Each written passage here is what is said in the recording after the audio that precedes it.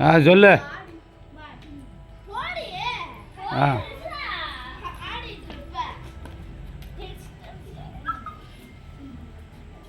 நாட்டு மக்கள் நலனையே நாளெல்லாம் நினைத்து நல்லாட்சி செய்யும் மதியமானே நெடுமானஞ்சியே வணக்கம். அருந்தமிழ் கவிதைகளால் அனைவரையும் கவர்ந்த அவ்வையே வாருங்கள் வாருங்கள் வணக்கம்.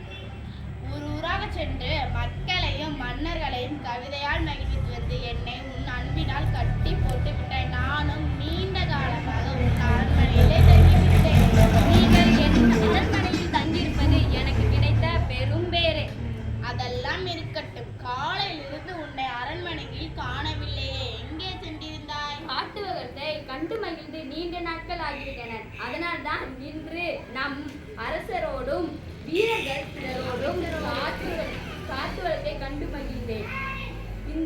அங்கே இந்த நெல்லிக்கனியை பறித்தேன். இதை சுவைத்து பார்த்து எப்படி இருக்கிறது என்று சொல்லுங்கள் தாயே. நீ தரும் கனி என்றால் அது சுவையாகத்தான் இருக்கும். பல கடல்களுக்கு அப்பால் எங்கே தொலைவிலிருந்து ஒரு நாட்டிலிருந்து இந்த தமிழ்நாட்டிற்கு கரும்பை கொண்டு வந்தவர்கள் உனது முன்னோர்கள் தானே. இனிப்புக்கும் உங்கள் குலத்திற்கும் தொடர்புண்டு அல்லவா?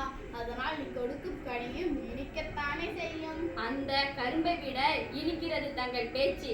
இதோ சரி, இந்த நெல்லிக்கனியை சுவைத்து பாருங்கள். அடடா, என்ன சுவை என்ன சுவை! இவ்வளவு சுவை உள்ள கனியை இதுவரை நான் உண்டதே இல்லை. இது என்ன கனி?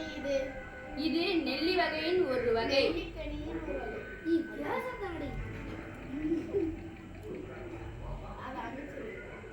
அவ்வளவுதான். அவ்வளோதானா?